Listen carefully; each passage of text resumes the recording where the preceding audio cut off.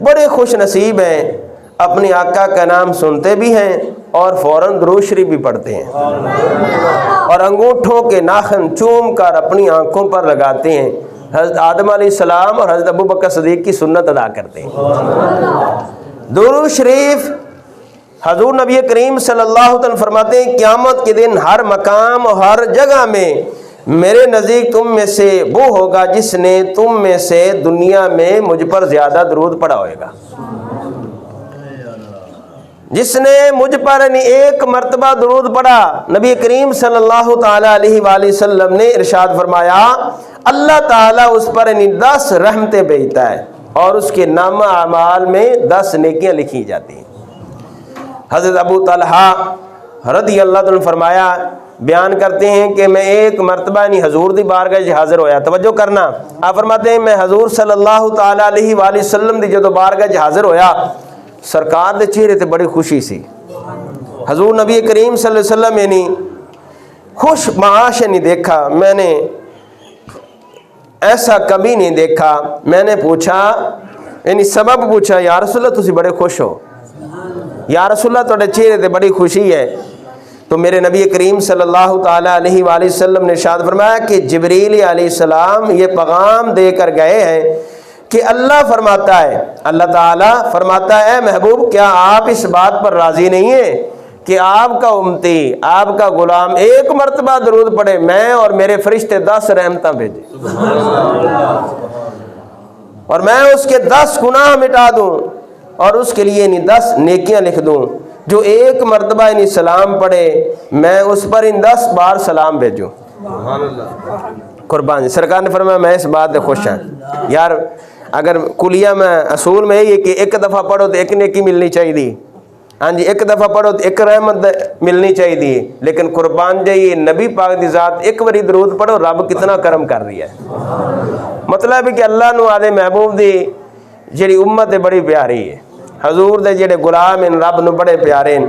کہ سونیا تیرا غلام ایک مرتبہ درود پڑھے گا میں 10 رحمتاں نازل فرماواں گا، 10 رحمتاں بھیجاں گا۔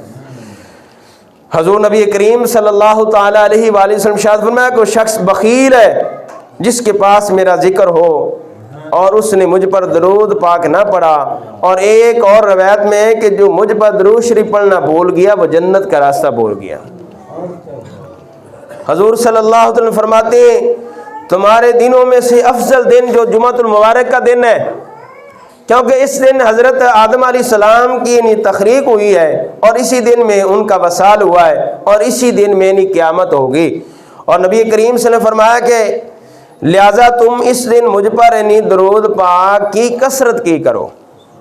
کیونکہ تمہارا درود پاک میرے دربار میں پیش کیا جاتا ہے۔ اب کچھ لوگ یہ سوال کرتے ہیں یا کچھ لوگوں کا یہ بھی عقیدہ ہے کہ نبی پاک صلی اللہ علیہ وسلم نے دیوار کے پار پتہ نہیں، حضور کو کل کا نہیں پتہ، اور پھر حضور علیہ السلام اپنے غلاموں کو کس طرح جانتے ہیں کہ فلاں غلام نے درود پڑھ رہا ہے۔ توجہ کریں کہ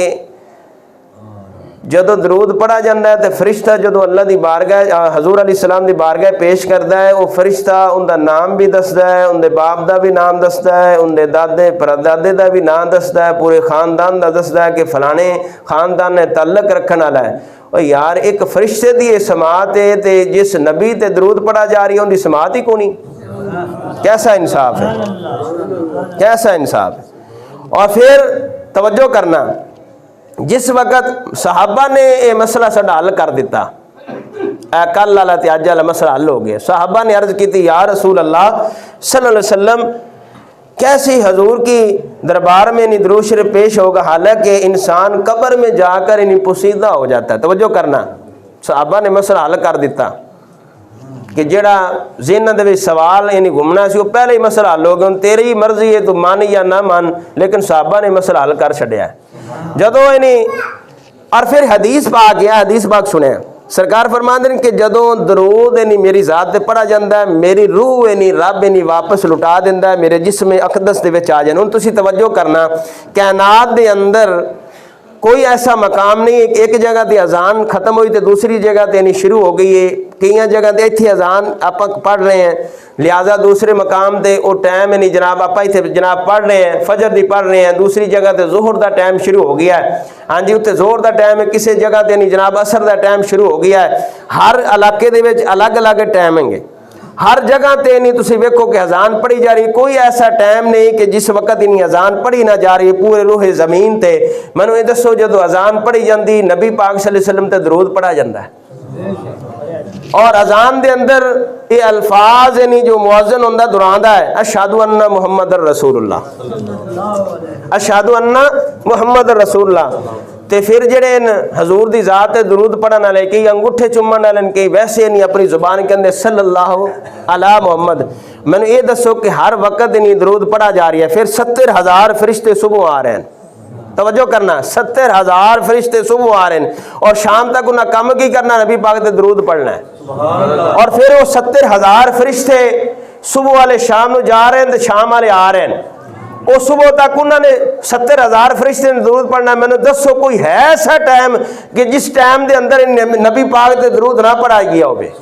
تو جدو ہر ٹائم ہی نہیں نبی پاک تے درود پڑھا جا رہی ہے پھر حضور زندہ ہے۔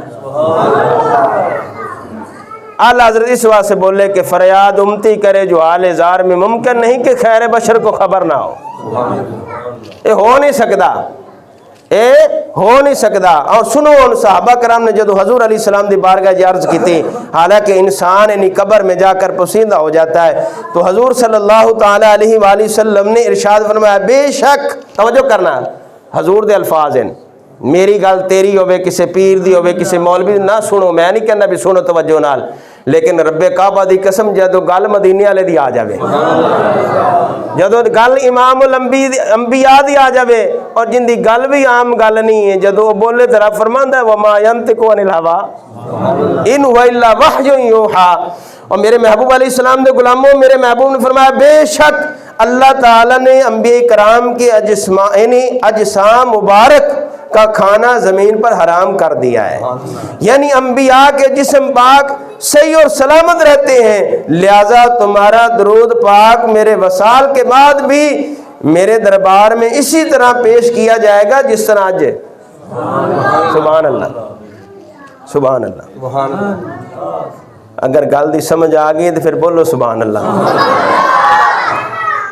تیسری، میرے نبی کریم صلی اللہ